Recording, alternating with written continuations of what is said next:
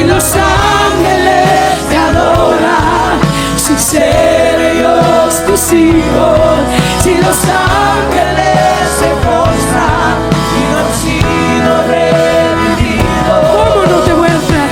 ¿Cómo voy a adorarte yo? ¡Aleluya! ¿Cómo no voy a mostrarme yo? En el pasado hablas y de muchas cosas. Cuando Jesús terminó de orar, salió con sus discípulos y cruzó el arroyo de Cedrón. Al otro lado había un huerto, en el que entró con sus discípulos. También Judas, el que lo traicionaba, conocía aquel lugar, porque muchas veces Jesús se había reunido allí con sus discípulos. Así que Judas llegó al huerto a la cabeza de un destacamento de soldados y guardias de los jefes, de los sacerdotes y de los fariseos. Y estos llevaban antorchas, lámparas y armas. Jesús, que sabía todo lo que le iba a suceder, le salió ahí al encuentro. ¿A quién buscan?, les preguntó. A Jesús de Nazaret, le contestaron. Yo soy, dijo Jesús. Judas el traidor estaba con ellos. Cuando Jesús le dijo, yo soy, dieron un paso atrás y se desplomaron. Volvió a preguntar, ¿a quién buscan? A Jesús de Nazaret, repitieron. Ya les dije que yo soy. Si es a mí a quien buscan, dejen que estos se vayan. Esto sucedió para que se cumpliera lo que había dicho. De los que me diste, ninguno se perdió. Simón Pedro, que tenía una espada, la desenfundó e hirió al siervo del sumo sacerdote, cortándole la oreja derecha. El siervo se llamaba Malco. Vuelve esa espada a su funda, le ordenó Jesús a Pedro. ¿Acaso no he de beber el trago amargo que el Padre me da a beber? Entonces los soldados con su comandante y los guardias de los judíos arrestaron a Jesús. Lo ataron y lo llevaron primeramente a Anás, que era suegro de Caifás, el sumo sacerdote de aquel año. Caifás era el que había aconsejado a los judíos que era preferible que muriera un solo hombre por el pueblo. Amén. Amén. Empecemos. Bien. Vamos a ver el lugar. En Juan 18:1 dice, cuando Jesús terminó de orar, salió con sus discípulos y cruzó el arroyo de Cedrón. Al otro lado había un huerto, en el que entró con sus discípulos. Jesús, en cuanto termina la reunión de la que hablamos la clase pasada, de que venimos de la oración, ¿verdad? En cuanto Él termina, Él sale de esa cena, porque toda la oración y todo lo que se dio fue en la cena que tuvo con sus discípulos. Cuando Él termina, sale de ahí, de esa reunión con sus discípulos, y en esa última cena tuvo con ellos y oró por ellos. Se dirige al huerto de Getsemaní. En Mateo 26:36. Luego fue Jesús con sus discípulos a un lugar llamado Getsemaní y les dijo, siéntense aquí mientras voy más allá a orar. Aquí Mateo describe el lugar y lo que hizo Jesús ahí. Este era un lugar que Jesús frecuentaba. Ahora veamos cómo lo menciona Lucas. 22:39. Y saliendo se fue como solía al monte de los olivos y sus discípulos también le siguieron. Fíjense, dice solía. ¿Qué significa? Que era algo frecuente, ¿sí? No dice que nada más fue esa vez. Miren, este huerto que estaba en el monte de los olivos, el Evangelio de Juan solo nos muestra el momento en que llegaron a buscarlo. Pero entre su llegada al huerto y la llegada de todos los soldados, escribas, sacerdotes y alborotadores que iban a buscarle, pasaron cosas, las cuales no son relatadas en los otros evangelios. Y estando en agonía, oraba más intensamente y era su sudor como grandes gotas de sangre que caían hasta la tierra. Ajá. Aquí en Lucas lo van a encontrar como Jesús ora en el Monte de los Olivos. Eso está pasando en el mismo momento, pero Juan no nos narra esta parte. Cuando él llega al lugar, él lo primero que hace es orar y decirle al Padre su situación como hombre, lo que está sintiendo. Si ustedes lo leen, dice, Jesús salió de la ciudad y como de costumbre se dirigió al Monte de los Olivos y sus discípulos lo siguieron. Cuando llegaron al lugar les dijo, oren para que no caigan en tentación. Entonces se separó de ellos a una buena distancia, se arrodilló y empezó a orar. Padre, si quieres, no me hagas beber este trago amargo, pero no se cumpla mi voluntad, sino la tuya. Entonces, aquí nos muestra a la otra parte. Juan nos va a hablar de la parte espiritual. Eso es lo que yo quería que vieran. Antes, cuando yo era más nuevecita, yo siempre decía, ¿por qué 4 evangelios y dicen lo mismo?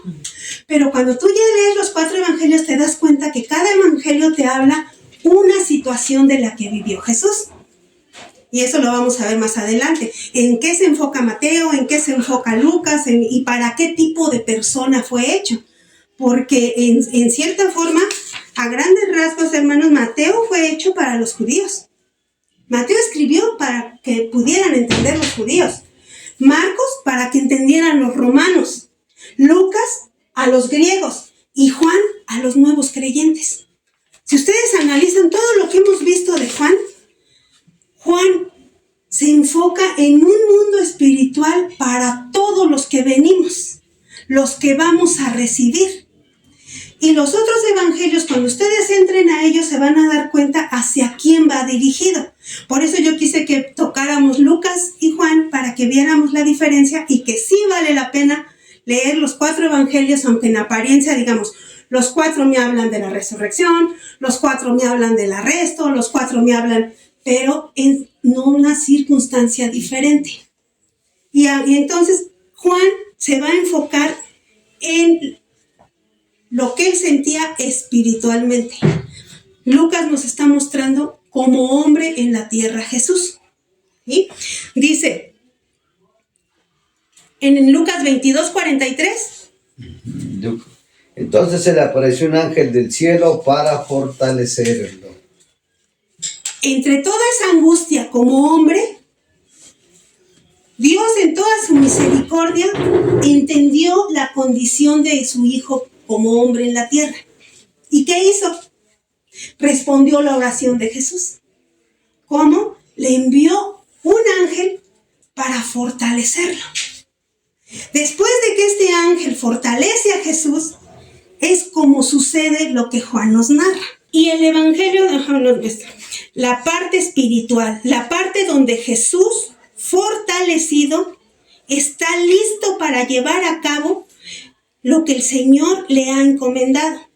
Aquí vemos que este huerto era un lugar que Jesús y sus discípulos iban cada que Jesús visitaba Jerusalén. Cada que él iba a ese lugar, él visitaba el huerto de Getsemaní. Es importante, hermanos, que nosotros agarremos esto. Es importante que tengamos un lugar de oración. Es importante que busquemos nuestro espacio, nuestro hueco, sea en nuestra casa, sea... Muchos predicadores que ustedes escuchen hablan mucho del monte. Pero a lo mejor aquí yo no tengo un monte. Pero sí puedo hacer un rincón en mi casa si no tengo más cuartos.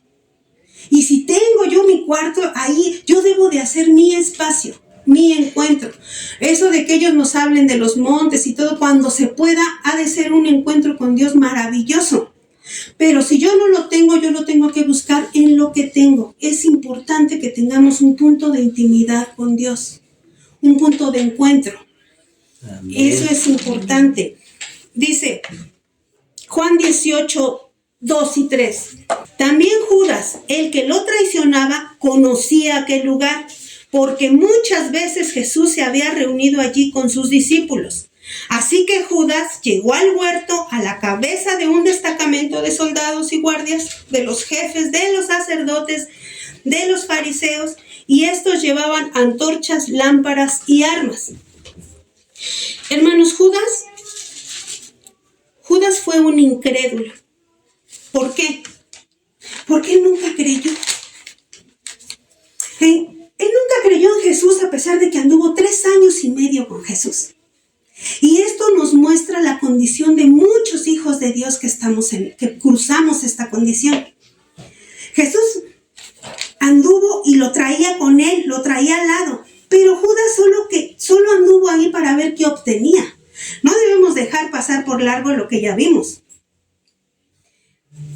Que él se encargaba de las finanzas, ¿verdad? Entonces Judas nunca le interesó realmente conocer a Jesús, sino qué obtenía de Jesús. Y muchos creyentes venimos viendo qué obtenemos de Jesús, qué nos va a dar Jesús. Buscamos el milagro, no al que hace el milagro. Jesús estaba rodeado de eso. Y Judas, pues en medio de sus debilidades, él nunca vio la parte importante que tenía que ver con Jesús, aunque caminara con Jesús. Judas estuvo cerca de él 3 años y medio porque fue parte de los 12, pero estaba lejos de Jesús porque nunca le interesó ver lo que Jesús hacía. Judas fue reformado, hermanos, pero no fue regenerado.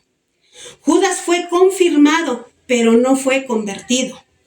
Judas profesaba la salvación, pero no la poseía. Y nosotros en el mundo del Evangelio habemos muchos que somos así. Podemos andar diciendo yo soy cristiano, yo recibí a Cristo, yo quizá ya hasta me bauticé, pero en realidad pude ser enseñado, me enseñaron las reglas, me enseñaron la forma, ya leí qué es lo que tengo que hacer, pero no he sido regenerado porque no lo estoy llevando a cabo. Entonces en mí no hay un cambio, porque yo puedo saberlo, pero no lo aplico.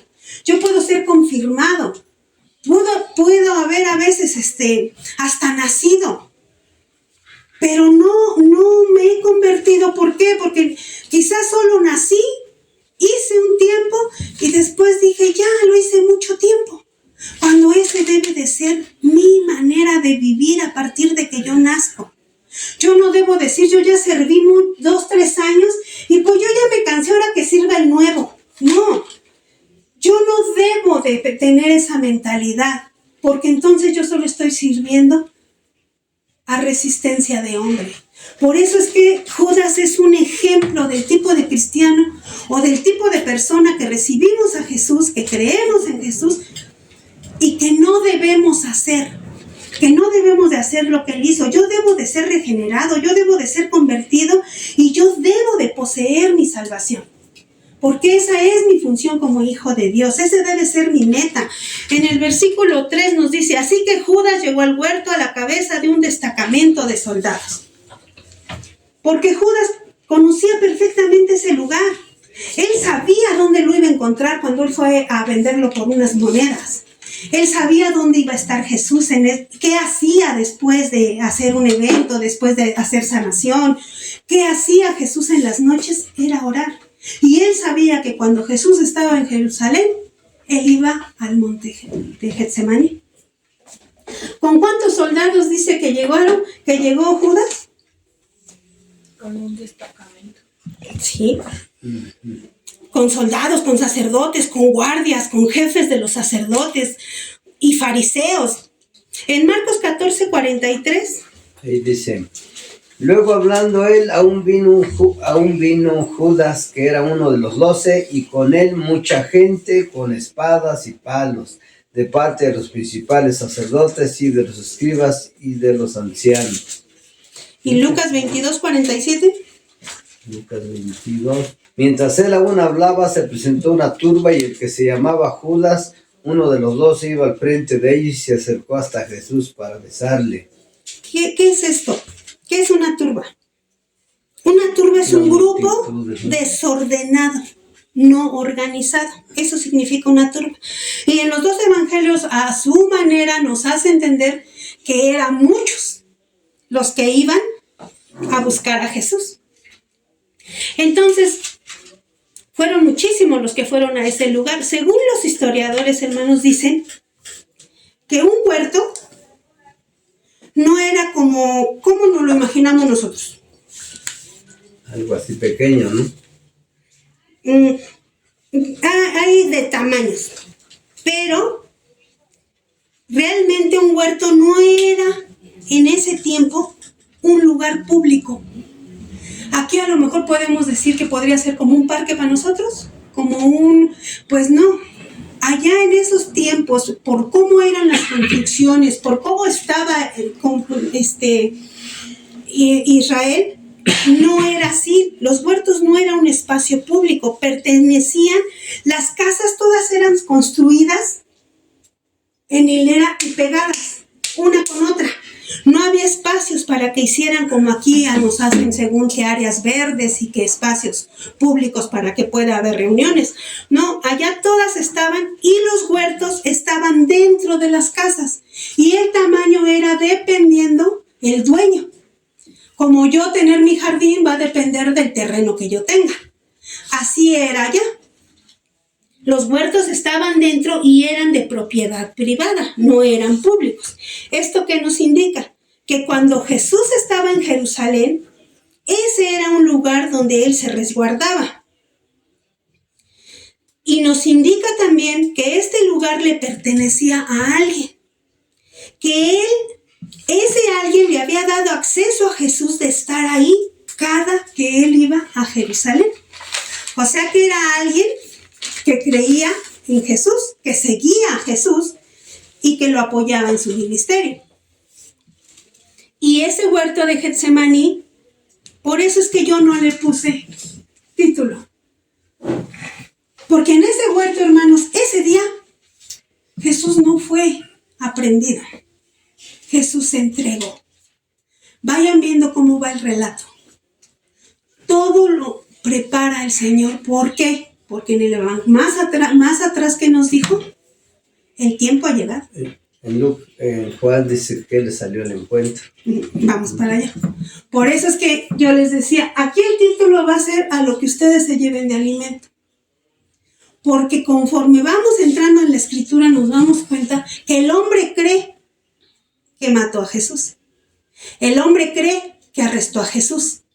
El hombre cree muchas cosas que en realidad fueron hechas porque Dios las permitió que así fueran para conveniencia nuestra, del hombre.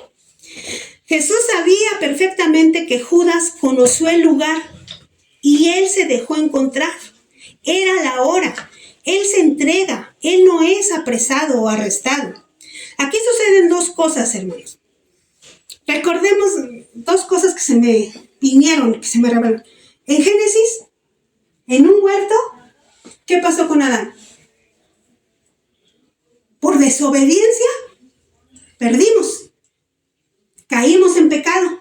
¿Por qué él desobedeció? Y por él se perdió la vida eterna, porque el ser humano no estaba para que muriera. Por el pecado es que el ser humano iba a morir. Había una eternidad, ¿sí?, con tiempo. Entonces, por su desobediencia, él causó la separación de Dios y el hombre, y entró la muerte. ¿Por medio de qué? Del pecado. ¿Y qué obtenemos?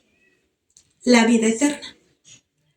En un huerto se perdió y en un huerto viene Jesús, Dios Todopoderoso, y no lo regresa. Por un Adán se perdió y por otro Adán se recuperó, ¿no? Y la segunda cuestión que yo detecté, que se nos revela aquí, es que Jesús nos muestra que solo su sangre debía de ser derramada. Mateo 26, 28. Porque esto es mi sangre del nuevo pacto, que por muchos es derramada para remisión de los pecados. Su sangre tenía que ser derramada para perdón de pecados. Y en el mundo material, físico, como le querramos llamar, ¿qué pasaba por sus mentes? Marcos nos lo dice. Marcos 14, 1 y 2. Faltaban solo 2 días para la Pascua y para la fiesta de los panes sin levadura. Los jefes de los sacerdotes y los maestros de la ley buscaban con artimañas cómo arrestar a Jesús para matarlo.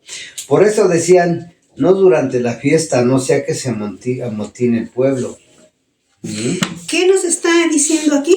El temor de los líderes judíos de apresar a Jesús en medio de la multitud muestra que ellos sabían. ¿Por qué? Porque la fama de Jesús había crecido. Había crecido grandemente por todo lo que él vino haciendo esos 3 años y medio. Y en su mentalidad humana ellos decían, si yo arresto a Jesús en medio de todo lo que él está haciendo, va a haber mucha sangre.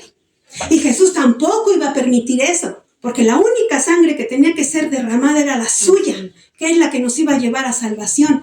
A nosotros no nos servía que se matara todo Israel, porque esa sangre no nos salvaba. Por eso es que estos 2 puntos son ahí importantes. Ver por qué Jesús lo estaba preparando de esa manera. Dice, y el Evangelio de Juan nos muestra cómo Jesús les crea todo el ambiente fácil y sin bulla. Él se entrega para que se cumpla la voluntad de Dios. Y aún con todo esto, se presentan a buscarle. ¿Cuántos dijimos? Muchos. Llega Judas. Llegó Judas, ¿con quién? Con sacerdotes, con guardias de los sacerdotes, con fariseos y con soldados. O sea que eran simplemente, hermanos, el destacamento de los soldados. Un destacamento en esa época constaba aproximadamente entre 600 y 1000 hombres de soldados. Y la cantidad mínima, si la ciudad era pequeña, la cantidad mínima eran 200 soldados. Vamos a pensar que eran 200 soldados. ¿Por qué? Por el lugar, porque dijimos que es un huerto, ¿verdad? Entonces, pues, está bien que quepan, pero... Entonces, vámonos a donde dice que son menos. Dice que no podían ser menos. ¿Por qué les digo que no podían ser menos? En Juan 18:12 dice, los soldados con su comandante. Y en esos tiempos, si ustedes checan la historia de Israel, un comandante no iba al frente con menos de 200 soldados. Y si aquí iba un comandante delante, eran 200 soldados. Más los guardias de los sacerdotes, más los fariseos, más los sacerdotes y más quien se les haya pegado que estuvieran de acuerdo. Pero vamos a dejar lo que les parecen 300 hombres. ¿Sí? Entonces, por eso es que podemos ver que no era poca gente. Llegarían a por... ¿Y llegaron con qué?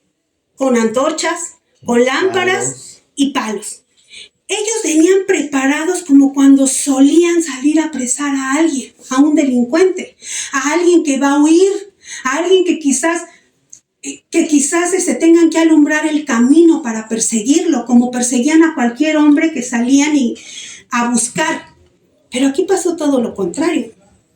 No esperaban lo que a continuación el apóstol Juan nos relata. En el versículo 4 dice, y Jesús, que sabía todo lo que le iba a suceder, les salió al encuentro. ¿A quién buscan?, les preguntó. A Jesús de Nazaret, ¿verdad? Él preguntó, ¿a quién buscan? Él no se escondió. Él no intentó. ¿Cuántas veces leímos en el Evangelio de Juan que quisieron apedrearlo por la verdad que él les decía, que querían matarle y desaparecía entre la gente? Porque no era el momento, porque no era el tiempo. Pero él aquí no huyó, él aquí no se movió. Él salió a su encuentro y les dijo, ¿a quién buscan? Estos hombres venían en secreto a apresarlo. Pero Jesús, en medio de aquella multitud, sale a su encuentro y toma el control. Un hombre tomó el control de 300 hombres que quedamos, que eran los que entraron al huerto. Un solo hombre los mantuvo quietos con el simple hecho de salir y decirles, ¿a quién buscan? Cuando el Señor Jesucristo hace esta pregunta, se pueden ver 2 intenciones que se manejan aquí. Una fue identificarse. En el versículo 4 dice, ¿a quién buscan? A Jesús de Nazaret. ¿Y qué contesta Jesús? Jesús se identifica como el yo soy. ¿Sí lo checaron ahí? Sí. Al responder de esta manera se identifica con el nombre que los judíos no pronunciaban, con el nombre que Dios le reveló a Moisés cuando Moisés le pregunta en Éxodo 3:14. Yo soy el que soy, respondió Dios a Moisés, y esto es lo que tienes que decirles a los israelitas. Yo soy, me ha enviado a ustedes. Así que Jesús se presenta ante esta multitud como el gran yo soy, el Dios todopoderoso. Y ante estas palabras, ¿qué dice que pasó? Cayeron. Retrocedieron y cayeron a tierra. Poderosa la palabra es del Señor, hermanos. ¿Por qué? Porque la palabra tiene poder. Imaginemos a los discípulos al ver que esto pasaba. Imaginémonos nosotros que en este momento a lo mejor tenemos o estén en una situación y con solo soltar la palabra ustedes vean la manifestación de ella. Sus discípulos, en cuanto Jesús soltó la palabra, vieron caer a 300 personas con una sola palabra, con oír su nombre. ¿Por qué? Porque todas esas personas, ¿qué intención llevaban? Dañarlo. Imagínense lo que pensaron los discípulos. Por lo menos los que oyeron el yo soy. Y los que vieron lo que estaba pasando. ¿Qué han de haber dicho? Ya se armó esto, ¿no? Si yo estoy con un hombre que suelta una palabra y tumba 300, ya ganamos. O sea, lo primero que pensamos es ya gané. A lo mejor pasa lo que le pasó al sirviente de Eliseo, ¿no? Cuando él ora y le dice, Señor, permítele ver para que él no tenga miedo. Porque los discípulos tenían miedo. Iban a arrestar a su líder, posiblemente se los iban a llevar a todos por estar con él. Y ellos sabían lo que acontecía ser arrestado por los soldados romanos y por los mismos sacerdotes. Y ellos al ver esto, lo daban por ganado. Les pasó lo que al sirviente. Cuando Dios le concedió poder ver cuántos estaban con él, ya se borró de su mente lo que él había visto. Cuántos venían contra él. Así es como cambia cuando tú puedes ver el mundo espiritual y la perspectiva de lo que Dios quiere contigo. Entonces imagínense, ¿no? Lo que ellos sintieron. Al ver cuántos cayeron en tierra, ¿quién podrá contra nosotros? Pero el Señor Jesús, hermanos, ahí todavía en su entendimiento ellos no podían ver a qué vino el Señor Jesús. Porque el Señor Jesús no vino a derrotar un imperio. Él vino a entregarse para darnos la libertad de la esclavitud espiritual. Leamos el Salmo 2, 1 y 4. ¿Por qué se sublevan las naciones y en vano conspiran los pueblos? Los reyes de la tierra se rebelan, los gobernantes se confabulan contra el Señor y contra su ungido. Y dicen, hagamos pedazos sus cadenas, librémonos de su yugo. El Rey de los cielos se ríe, el Señor se burla de ellos. ¿Qué dice? El Señor se ríe de nuestros planes humanos, porque el ser humano, en su corto conocimiento espiritual, cree que tiene el control. Pero no estaba pasando absolutamente nada de lo que ellos habían planeado. Si ustedes se están dando cuenta del relato, todo el plan de los soldados y de los que iban a arrestar no estaba sucediendo. Se estaba dando como Jesús quería que se diera, como la indicación que él había recibido. ¿Por qué, hermanos? Porque nadie puede colocarle encima las manos al Hijo de Dios Todopoderoso, al ungido del Altísimo. Nadie hasta ese día pudo ponerle una mano encima, hasta que llegó el tiempo y él se entregó. Versículo 7 de Juan dice, ¿a quién buscan? Volvió a preguntarles. A Jesús de Nazaret, repitieron. Jesús vuelve a hacerles esta pregunta. ¿Ustedes por qué creen? ¿Porque no habían entendido? ¿O qué dijo Jesús? Se los voy a volver a preguntar porque a lo mejor estos no entienden, que ya les dije quién soy. No, había otra intención también, hermanos. Él vuelve a preguntarles para que de la propia boca de ellos saliera que solo venían por él que no venían por los demás, venían a buscar ¿a quién? A Jesús, porque solo la sangre de Cristo tenía que ser derramada. Él estaba cubriendo a sus discípulos, porque Él siempre nos va a cubrir. Veamos en qué situación estaba Jesús, porque ya leímos en Lucas cómo se sentía como humano. Al ser fortalecido por el ángel, Él toma la posición espiritual y la decisión de qué es lo que va a hacer, y eso es lo que lo hace tener el control. Y dice, Él quería que de su propia boca saliera, que nada más venían con Él para poder dar esta orden. Vienen por mí entonces, les dice. Dejen ir a estos. Déjenlos ir porque yo aquí estoy. Por el que vienen aquí está. Ellos están deslindando a sus apóstoles, a sus seguidores. Lo que los fariseos y sacerdotes pensaban que controlaban, estaba siendo controlado por Jesús.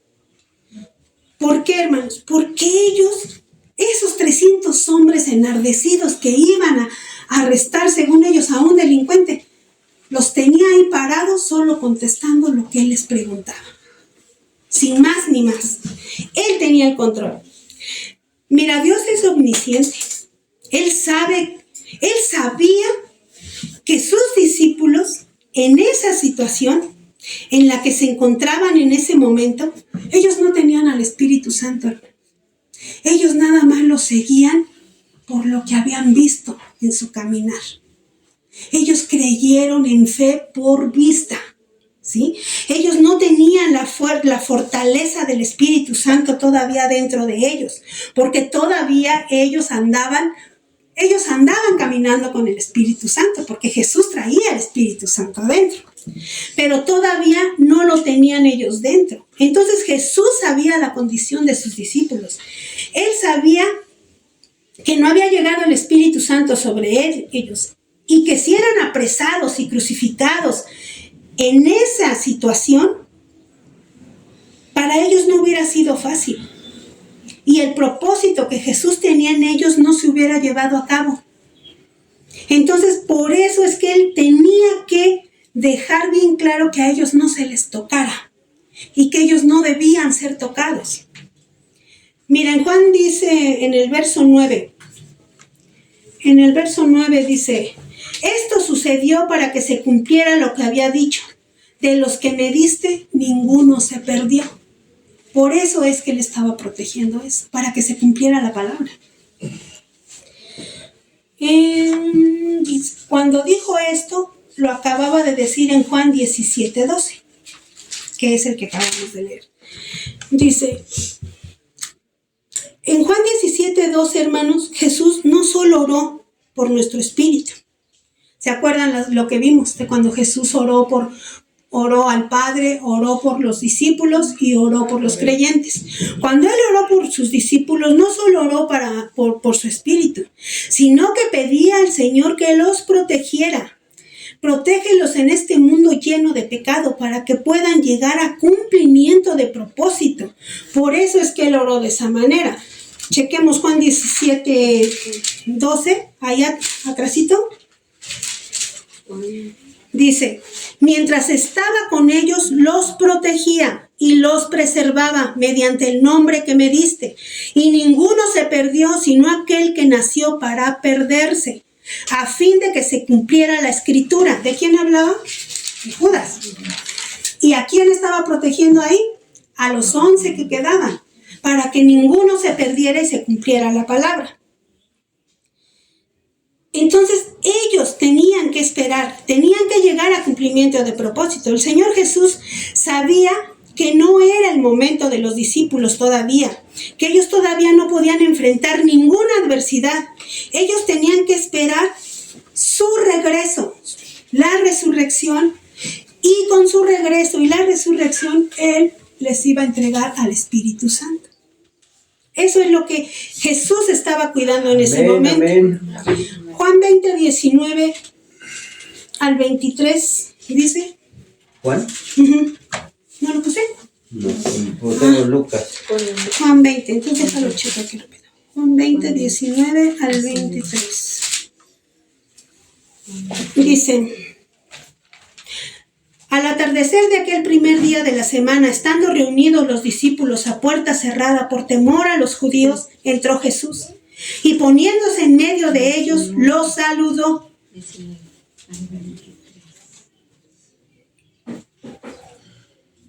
La paz sea con ustedes, les dijo. Dicho esto, les mostró las manos y el costado, y al ver al Señor los discípulos se alegraron. La paz sea con ustedes, repitió Jesús. Como el Padre me envió a mí, así yo los envío a ustedes. Acto seguido, sopló sobre ellos y les dijo: reciban el Espíritu Santo. Amén. A quienes les perdonen sus pecados, les serán perdonados.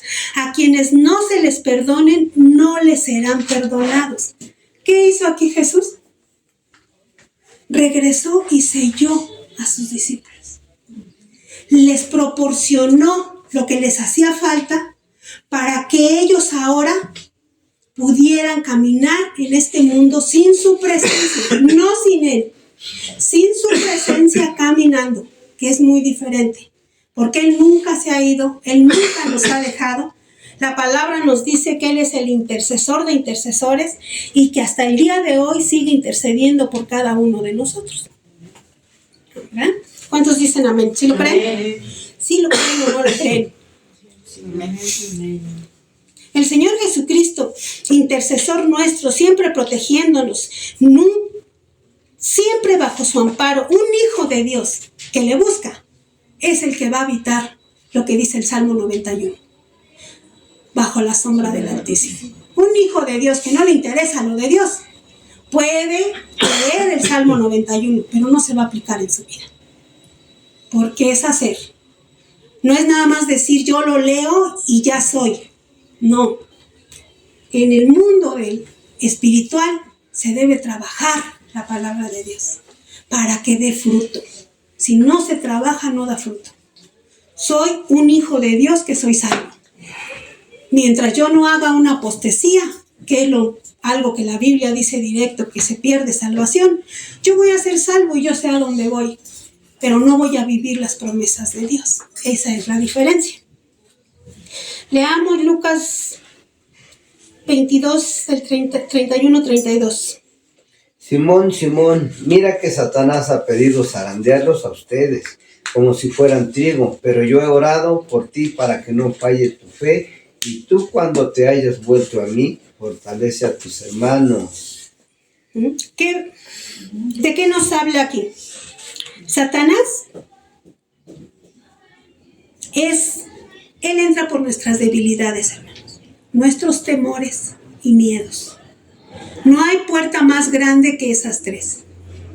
Y ahí es donde nosotros le damos poder. Este es el Señor nuestro intercesor. Él sigue haciendo al día de hoy. Él sigue intercediendo y no permite que nos sobrevenga una prueba que no podamos soportar. Él cuida nuestra fe. Siempre nuestra fe está protegida por Dios. Fíjense lo que pasa. Ese versículo nos hablaba de cómo protegió a Pedro. En Juan 18:10 dice: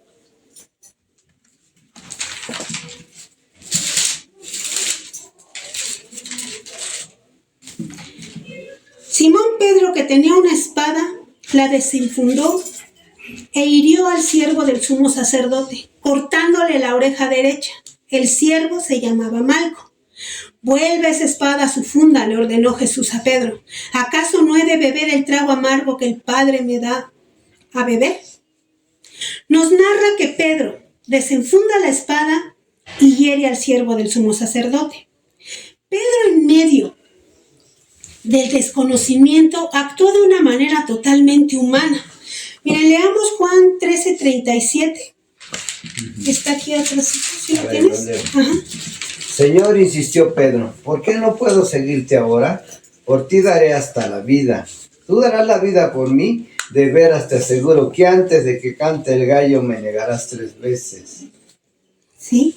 Quizá estas palabras, hermanos, si nosotros hubiéramos andado con Jesús o si hasta en un sueño las tuviéramos ahora, que muchas veces es la manera en que se comunica con nosotros, nos retumbarían en nuestra mente.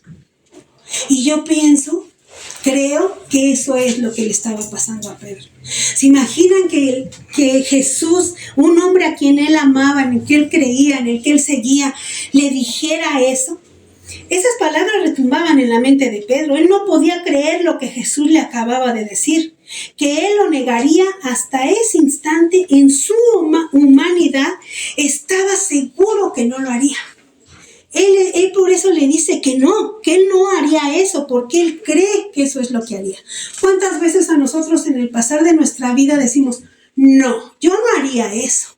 Pero muchas veces hacemos cosas que hasta nosotros nos desconocemos, porque la situación y la circunstancia es la que al ser humano le hace tomar decisiones cuando no está parado en la peña firmemente, porque entonces lo hace en pura humanidad.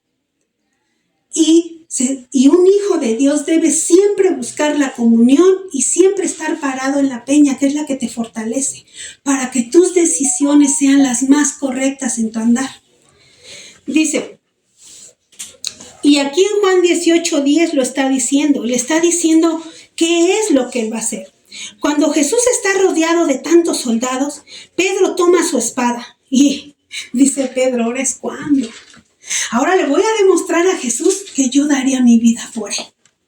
Porque Jesús le acababa de decir que lo iba a negar. Él ve que van a apresar, que van a agarrar al ungido, y ¿qué dice? Ahorita yo le digo a Jesús que yo sí voy a dar mi vida por él. Y saca su espada y que le corta la oreja al criado del sumo sacerdote. Porque él quería demostrarle a Jesús en su humanidad que él sí estaba dispuesto a dar su vida por él. Que lo apresaran junto con él, que él podían arrestarlo como pretendían arrestar a Jesús. Dice, no había todavía entendido el ministerio de Jesús.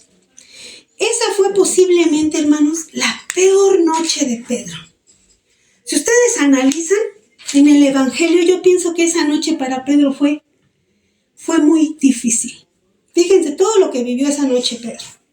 Esa noche Jesús le dijo que él lo negaría 3 veces. Esa noche Pedro desenfunda su espada interfiriendo en el plan de Dios. Y esa noche Pedro llora amargamente. ¿Por qué? Porque sí negó a Jesús. Fue una noche terrible para uno de los seguidores más fieles de Jesús. Fue el único que andaba escondido entre las esquinas buscando. Porque ¿qué hicieron los demás? No lo narran en los 3 evangelios anteriores. Los demás sí, como dice el pastor cuando dice yo soy un hijo de Dios obediente, ellos fueron obedientes. Le dijo, váyanse y vámonos. Fueron y se escondieron. Ellos fueron obedientes, dice el pastor. Pues eso hicieron los otros 10. Pero él, por toda esta situación que él había vivido, en persona, eso es lo que lo traía. Fue una noche muy difícil para Pedro. Como hombre, Pedro quiso mostrar su fe en Cristo con su espada. Pero más adelante, hermanos, veamos lo que hizo Pedro. Lo que hizo el Señor con Pedro. Es maravilloso lo que hizo con este hombre. Porque dice, fue el primero en entender que nosotros los cristianos, los hijos de Dios, sí fuimos llamados para cargar una espada, hermanos. A eso fuimos llamados, a usar una espada. ¿Pero para qué íbamos a usar esa espada? Pero ahora nosotros distinguimos, y él pudo distinguir, que la espada es la palabra de Dios. La palabra de Dios es viva y eficaz, y más cortante que toda espada de 2 filos, dice en Hebreos 4:12. Ciertamente la palabra de Dios es viva y poderosa, y más cortante que cualquier espada de 2 filos, penetra hasta lo más profundo del alma y del espíritu, hasta la médula de los huesos, y juzga los pensamientos y las intenciones del corazón. Amén. Y el apóstol Pedro usó esa espada el día de Pentecostés. ¿Y sabes cuántos corazones atravesó ese día? Aproximadamente 3,000 corazones atravesó. Hechos 2:36. 36. Por tanto, sépalo bien todo Israel, que a este Jesús a quien ustedes crucificaron, Dios lo ha hecho Señor y Mesías. Cuando oyeron esto, todos se sintieron profundamente conmovidos y le dijeron a Pedro y a los otros apóstoles: hermanos, ¿qué debemos hacer? Bien. Pero vete a Primera de Pedro 3, 14, 15. Ahí está el complemento. Primera de Pedro 3, 14, 15. 3. Dichosos si sufren por causa de la justicia, no teman lo que ellos temen, ni se dejen asustar. Más bien, honren en su corazón a Cristo como Señor. Estén siempre preparados para responder a todo el que les pida razón de la esperanza que hay en ustedes. Amén. Esto es lo que contrae la palabra de Dios en un hombre ahora, lleno del Espíritu Santo. Es un maravilloso mensaje que deja ahí Pedro de exhortación a los hijos de Dios. Ahora Pedro, lleno del Espíritu Santo, sabe cuál es la verdadera espada de la que Jesús hablaba y cómo es que tenemos que usarla y cuándo tenemos que usarla y para qué tenemos que usarla. El Señor manda a Pedro a guardar su espada en la funda. En el Evangelio de Lucas del 22, del 49 al 51 nos enseña que el Señor Jesús restaura la oreja del siervo. Por eso es que muchos llegamos a creer que nada más fue una cortada. Muchos creen, ¿por qué? Porque solo en un evangelio, en Lucas 22, 49 al 51, sí te dice textual que fue la oreja del siervo del sumo sacerdote. Si Jesús no hubiera sanado la herida de este hombre, hermanos, ¿qué hubiera pasado?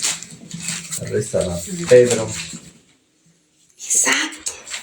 Si él no hubiera restaurado, no es porque todavía quisiera seguir haciendo milagros en frente de estos incrédulos, ¿verdad? Pero si él no hubiera hecho esa sanación de este hombre,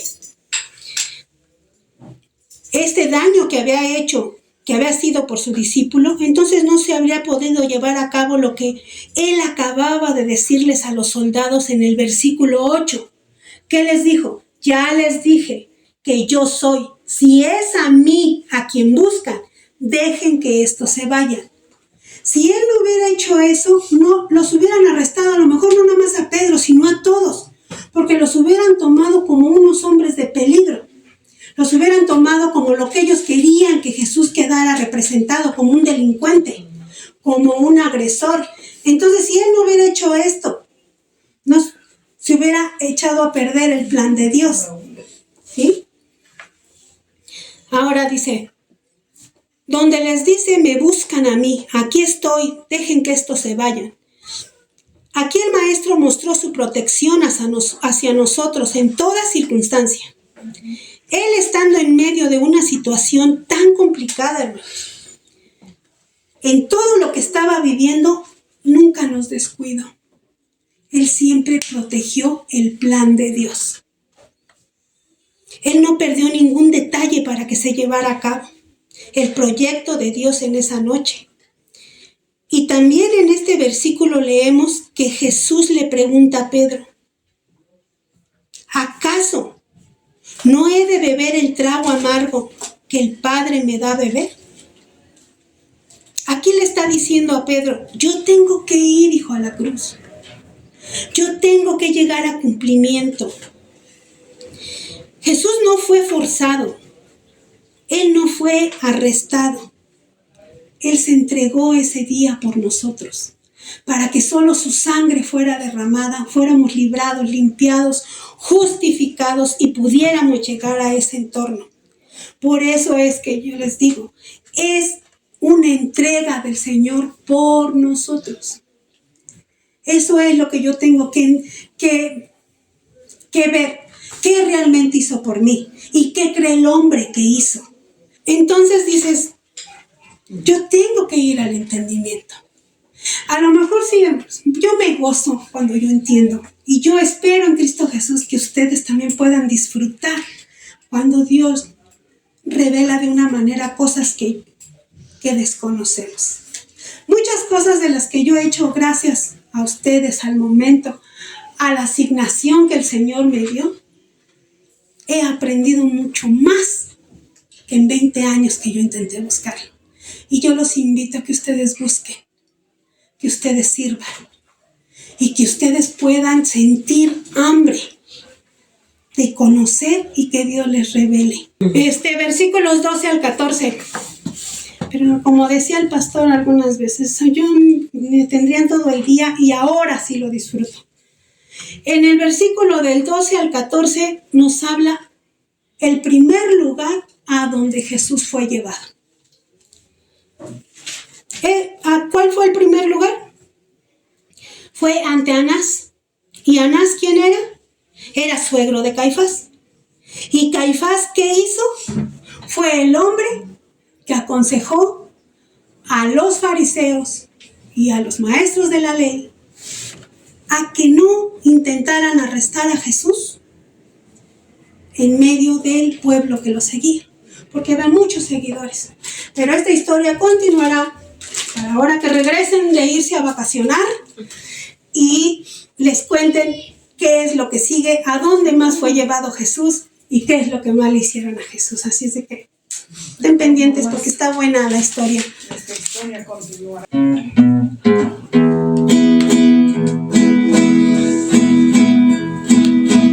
He venido a contarles la historia de un varón que a este mundo llegó. Fue tan grande su amor por las almas que su vida por ella entregó.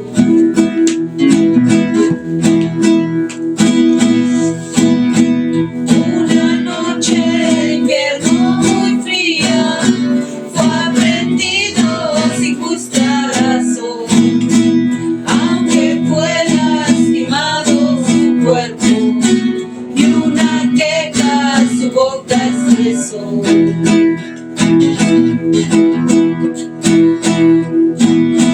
Cada paso que Cristo iba dando se acercaba su muerte a la cruz. Satanás ya miraba su triunfo, pero grande decepción se llevó, porque Cristo después de 3 días en victoria hacia el cielo partió.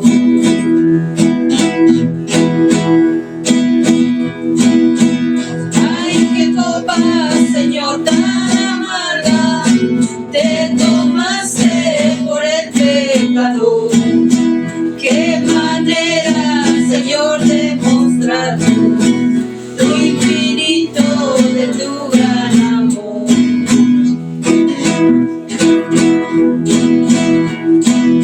Si cansado te encuentras de todo y el pecado tu vida arruinó, ven corriendo que Cristo te espera, tus errores Jesús ya pagó.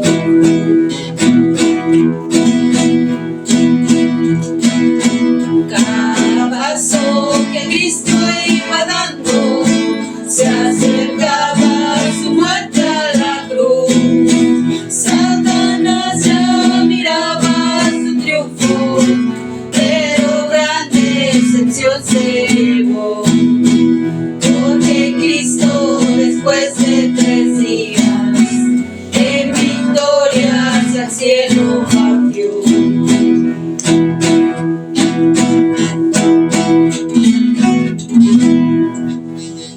Amén. Gracias, Señor. Gracias por la bendición dada. Gracias porque eres bueno con tus hijos, papá. Te alabamos y exaltamos tu santo nombre. Anunciaron al Cordero, y aunque no lo recibieron, aún así creyeron. Viene un nuevo pacto, vino, el Padre estableció un pacto nuevo en la cruz. Su gloria reveló en aquel verbo, y ahora traspasado ha sido el velo. Con tu Hijo demostraste amor eterno. Diga